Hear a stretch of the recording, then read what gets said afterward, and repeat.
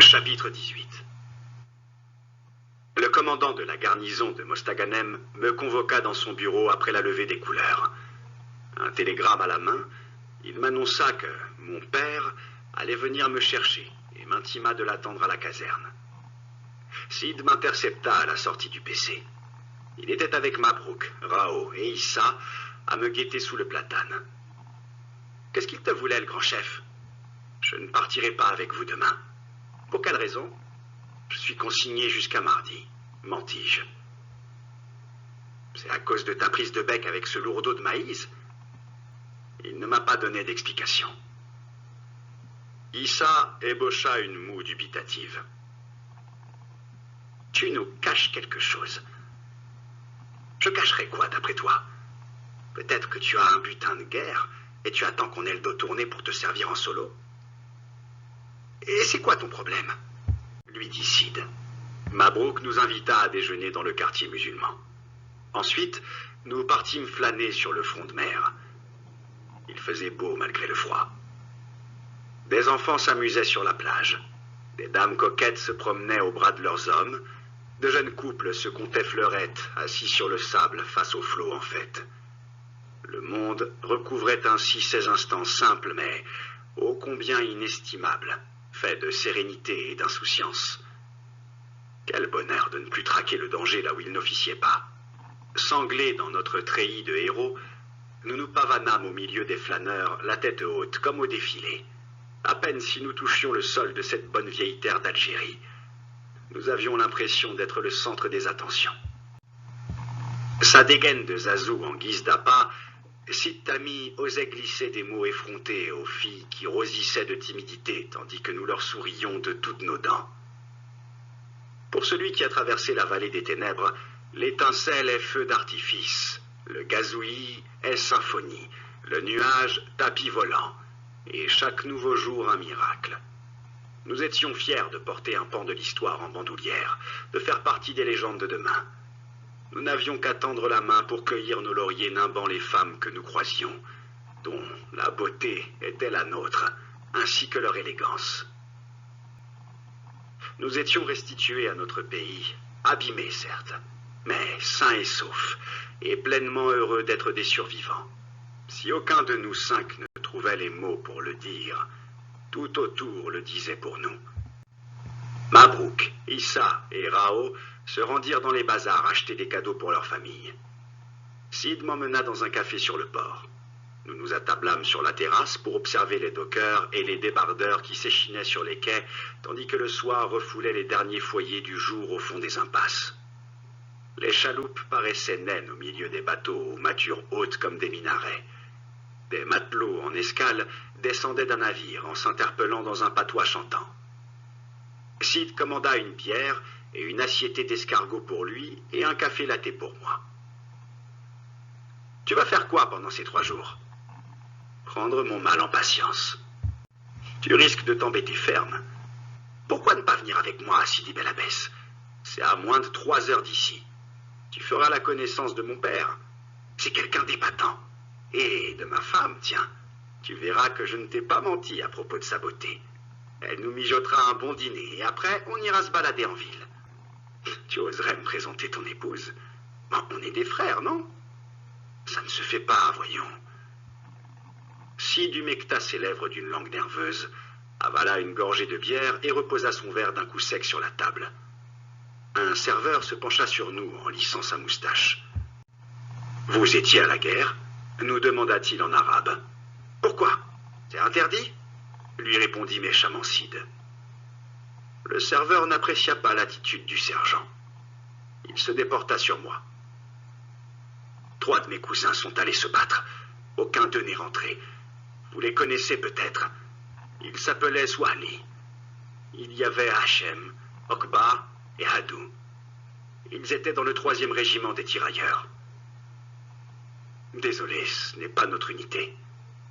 La mère au cousin, elle refuse de croire que ces garçons ne reviendront pas. Elle est tout le temps chez les voyantes qui lui ont affirmé que ses fils sont en vie. Pourtant, on a été vérifié à la caserne, le père, les oncles et moi. Et l'officier nous a certifié qu'ils sont morts au combat, tous les 3. Il y a même des documents qui l'attestent. Mais notre tante ne croit qu'aux voyantes. Ces dernières l'ont ruinée. Comment on fait pour la convaincre? Il faut bien qu'elle fasse son deuil une fois pour toutes. Sinon, elle va devenir folle. Rabat! Cria le gérant du café. Il y a des clients qui attendent que tu prennes leur commande. Le serveur s'exécuta. Sid n'avait pas prêté attention à ce que racontait le serveur. Il dévora ses escargots, vida sa bière, se moucha, regarda à droite, à gauche, le ciel. Il éclata, furieux. Tu penses que les gens de la ville n'ont pas de dignité? Pardon? Il faut que tu changes de mentalité, Hamza. Présenter son épouse à un ami, ce n'est pas la prostituer. Je me rendis compte que je l'avais offensé. Ne le prends pas mal, Sid. Le mal est dans tes gènes, caporal. Tu vas devoir l'expurger et vite si tu veux être de ton temps. Des fois, j'ai envie de te fracasser le crâne pour voir combien d'araignées s'y terrent. Pourquoi t'es revenu d'entre les morts si c'est pour garder ta mentalité troglodyte? Émancipe-toi, merde! Tu t'énerves pour rien, je t'assure. Je te taquinais, voyons. Ce serait un honneur pour moi de faire la connaissance de ta femme. Tu me taquinais. Que veux-tu que ça soit d'autre? Pourquoi je ne m'emporte pas, moi, quand tu me charries? Il dessina des ronds dans la buée sur la table. Ses mâchoires roulaient dans son visage. Et toi? Est-ce que tu me présenterais ton épouse? Bien sûr. Tu dis pas ça pour te rattraper? Tu es mon meilleur ami, Sid. Je lui tendis la main. Il tergiversa avant de la saisir. On est plus que des amis, Hamza.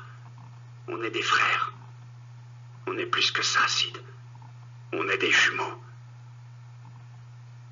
Il garda longtemps ma main dans la sienne, puis, me déboîtant presque l'épaule, il me somma de le suivre chez Madame Caméléa, enterrer notre vie de garçon pour la énième fois. Le lendemain, je l'accompagnai au poste de police où nos camarades démobilisés s'adonnaient aux accolades d'adieu. « Tu ne veux vraiment pas venir avec moi, Sidi Bel Abbès ?» insista Sid Tami. « Tu passes la nuit et demain tu rentres. Tu as 2 jours devant toi. Je préfère pas. Tu promets de me rendre visite un de ces 4? Promis. Tu demanderas après qui? Hamou le menuisier. Le bar à Dédé se trouve où? En face de la gare. Parfait. Nous nous embrassâmes avec force. Les autres camarades me prirent dans leurs bras, puis tout ce beau monde ramassa ses affaires et quitta la caserne qui, d'un coup, me parut aussi vide de sens que la rivière aux baigneuses blondes qui n'était pas revenue faire taire les canons. Je me retirai dans la chambrée pleine de mes absents, m'allongeai sur le lit en pestant contre Gaïd Brahim. Il aurait pu venir me chercher plus tôt. Certes, les seigneurs aiment se faire attendre, mais là, le caïd abusait. Je revenais de la guerre après 4 années d'absence, bon sang. Je mourais d'impatience de retrouver ma famille. Après avoir fixé le plafond à le défoncer, je me tournai vers les lits vides. Je pensais à Tahar, qui dormait à ma gauche. À Othman, qui adorait passer la serpillière parce que ça l'aidait à faire le vide dans sa tête. À Abbassi, à Fartas le teigneux, au caporal Borsali, dont je ne garderai que ce corps foudroyé dégringolant sur la théière de Mabrouk, et à ceux que je ne reverrai plus. Leurs fantômes m'entouraient, perclus de froid, aussi silencieux que les tombes. Je sortis au soleil pour fuir leur pénombre. J'arpentai la place d'Armes jusqu'à midi.